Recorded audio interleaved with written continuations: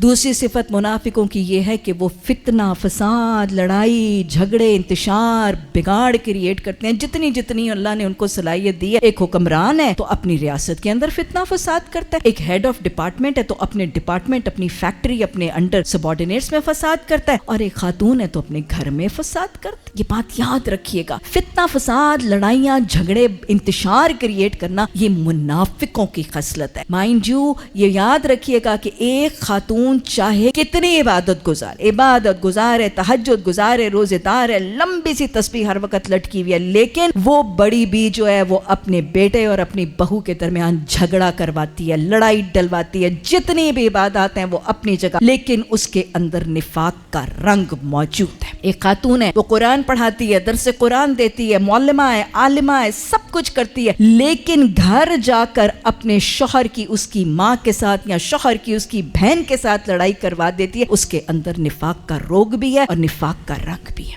ये फितना फसाद करवाना ये मुनाफिकों की आदत है।